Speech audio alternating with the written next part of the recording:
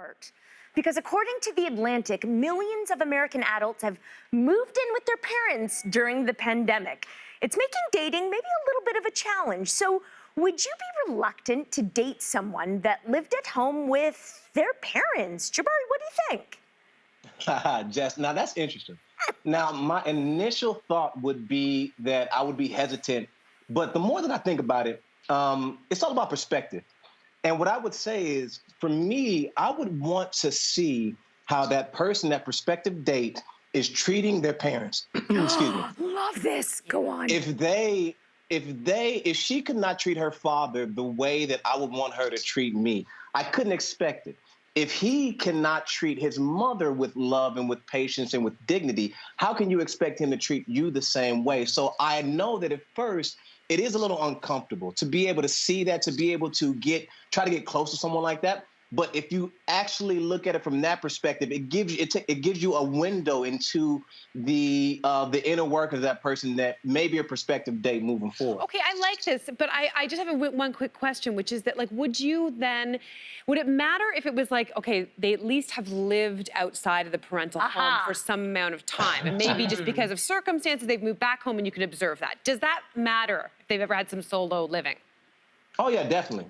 And I do understand that we are in a place and time right now where things are a little different. You know, things happen, money may be tight, and they had to move in with their parents. I've actually seen that before. But I do think more than anything is that I should be able to see some type of ambition. You should have a 5-year plan to move out of your parents' house sometime soon. Yeah. You know what I mean? Like I don't want to push it. But you should offer up the information first. But I love that, Jabari, what you've said. It's like, use it to your advantage to see how they treat their parents. But B, what about you? So, I mean, like Jabari said, life has changed for so many people during this pandemic. And I'm even thinking outside of that, marriage breakdowns, other life changes that bring you back to this place of finding some type of respite with your parents. It happens. And I think we need to have a little bit more grace for each other. It is something that I would be hesitant about.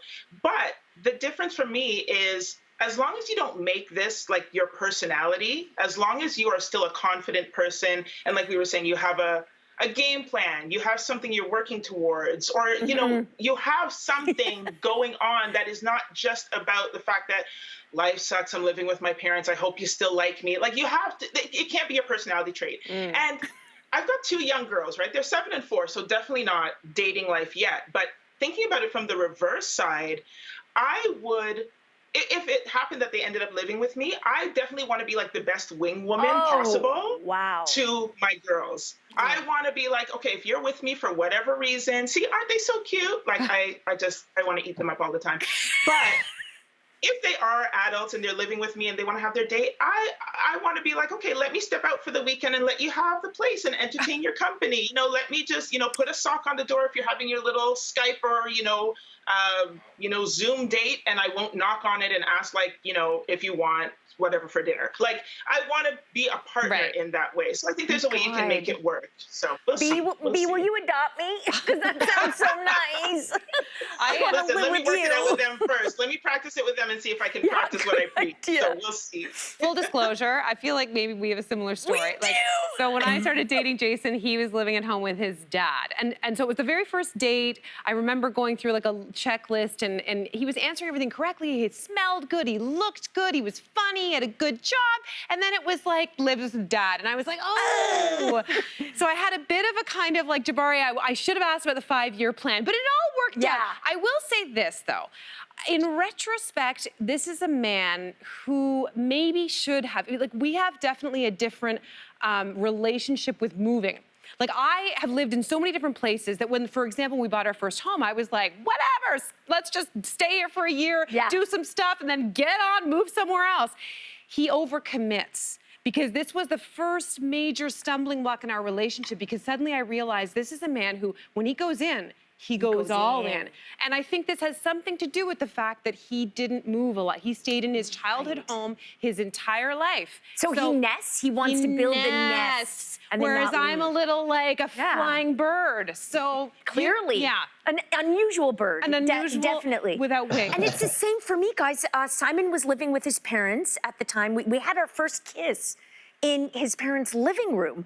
But do you know what? I was the bigger red flag. He was 20, oh my God, 21 maybe, and I was 29.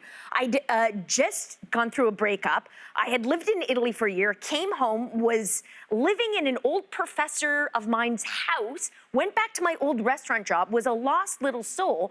I was the red flag. You know, the fact that he was living with his parents was circumstantial at the time, but you are should a have red been. flag. I am still a red flag.